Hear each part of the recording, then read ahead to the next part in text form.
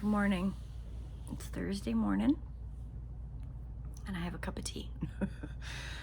I've got a huge day today. And I found out from my friend yesterday that the drive that should be 3 hours is about 4 now. So, because there's so much construction. So I'm leaving earlier than I originally planned, which means I'm a little out of it still. I don't do mornings. I think I've said that before. I don't know why I do daily devotional in the morning. I'm not awake.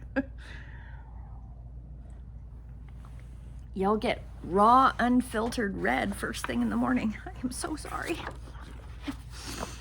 There was a meme I posted yesterday, and I wanted to just read it because I love it. As long as you're working against your brain, you're prolonging your suffering. All the medication, coaching, tips, routine, none of that helps if your goal is to behave as someone without ADHD, and I'm going to add autism to that.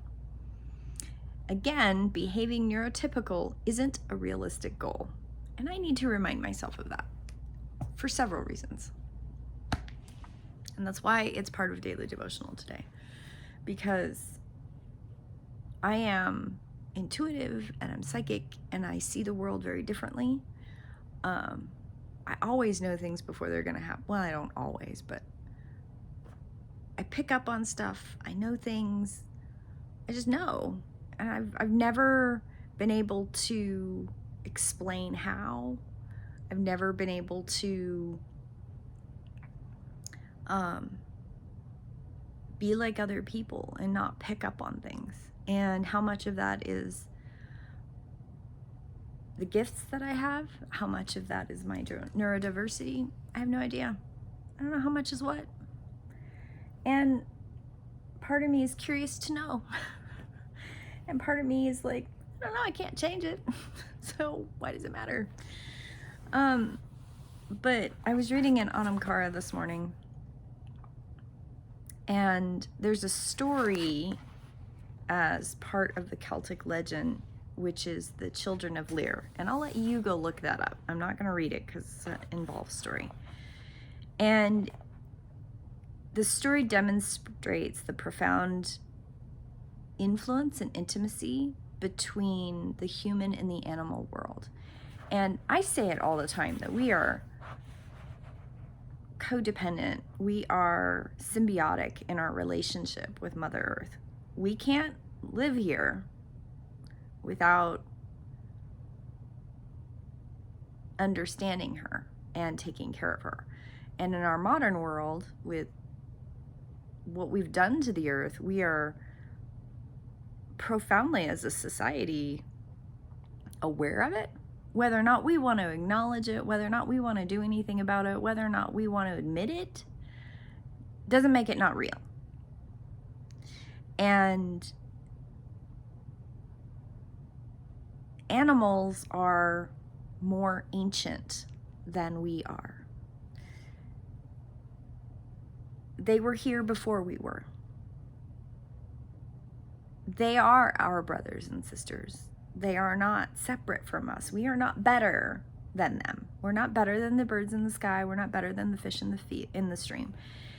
We are not better. We should be in unity with them. And I'll read the little clip here. Animals live outside in the wind, the waters, the mountains, and in the clay. The knowing of the earth is in them. Their silence, and the landscape is mirrored in the silence and solitude of animals. Animals know nothing of Freud, Jesus, Buddha, Wall Street, the Pentagon, the Vatican. They live outside the politics of human intention. Somehow they already inhabit the eternal. The Celtic mind recognized the ancient belonging and knowing in the animal world. The dignity, beauty, and wisdom of the animal world is not diminished by any false hierarchy of human arrogance. Somewhere in the Celtic mind was a grounding perception that humans are the inheritors of a deeper world. And it says Celtic, but I'm going to translate that to pretty much any indigenous culture in the world understood that. Western colonial conquering mindset with that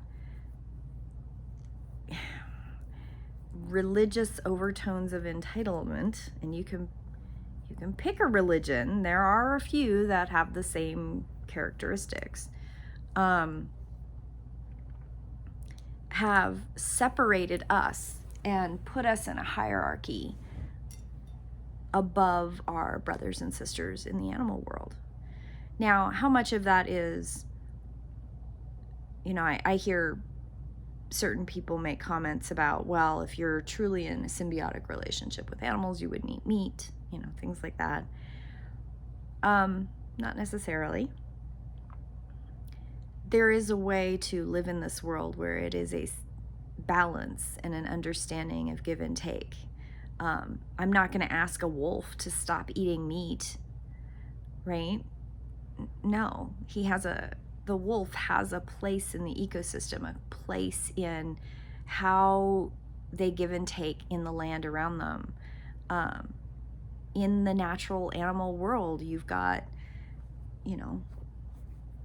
plant eaters and seed eaters and meat eaters. Excuse me, I'm really very not awake.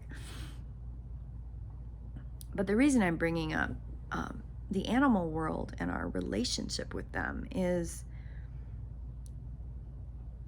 I had a reading yesterday where I was speaking to someone about totem tree, and I've got to figure out a better way of saying that, because I don't think that's really the word for that, but it's the only word I have right now. And it's a type of gift that I see in people's charts. When I sit down and I do a download with somebody, sometimes, well, the chart doesn't linger. Like, I don't remember everything I told this person, but there are certain things that sometimes stay with me because it's something that I think I'm supposed to be writing about in my book or teaching about. Really not sure, but it bubbled up in this person's reading. And what bubbled up that stayed with me, the piece that stayed with me, is that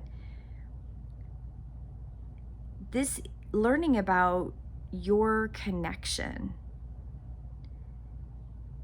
you do have action to take. It's not a passive learning process.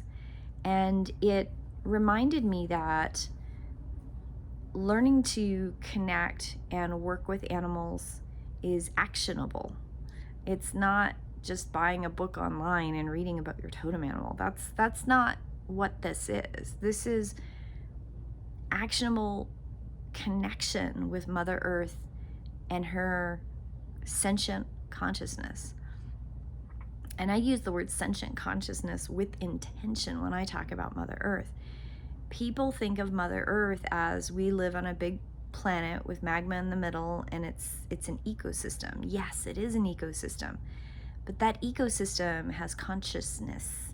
That ecosystem has feelings. That consciousness has an interplay between you and I. And the intermediary between that consciousness and us are her animals, are our brothers and sisters on this earth, if we just pay attention.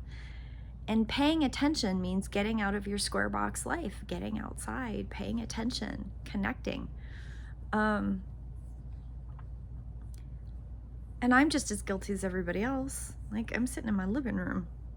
I don't want to go outside right now. I actually didn't want to leave my bed. But one of the things that I love when I can't do it, I get very sad, but every year I go camping with my SCA friends. Is what I like to do, but I like to go camping where I can feel the sun come up and feel the sun go down and be outside. And there are modern comforts I don't like giving up. I don't like giving up flushing toilets and running water. But I also know that we all have to start changing our viewpoint of how we connect. And just recycling a whole bunch of cardboard is not connecting. So it's a big theme today. And I woke up kind of like still in that place from that reading. Some readings really hit me. There are things that linger for a couple days. And I know it's stuff that I need to write about in my book and make sure that I talk it out and get all the information the rest of the way out. It's not necessarily about that person's chart. It's about getting the information out because I'm going to need it so that I can work on writing my book that eventually will happen. Anyway, I got a really long day today and I should probably go get dressed and get moving, but I wanted to say, get outside, right? Get some water, get outside, and connect with your animal friends, your brothers and sisters, and really pay attention because she's there. And the other part of today's daily devotional for me, and a message for everyone else, is your blueprint is unique to you, and the gifts you gave yourself and the energy connectivity that you have, whatever that is, whoever you are, that's unique to you. I happen to have ADHD and autism, and I am just now at nearly 50 figuring out more and more that I don't need to apologize for how my brain works. And that also bleeds into, I don't need to apologize for being psychic. I don't need to apologize for knowing and having a gift that I can help others with. And at nearly 50, you'd think I'd have figured that out. And there are times when I'm okay with it. But there are a lot of times that it's not that I don't wish to have it. I just don't wish anyone to feel as alone as I have felt with it. And some days I'm okay and some days I'm not. That's part of the journey. So have a blessed day, my lovely peoples, and I will see you tomorrow in prayer. And yes, I will drive safe. I will take my time, and I will get there safely, and then I will get home safely. See you tomorrow. Blessed be.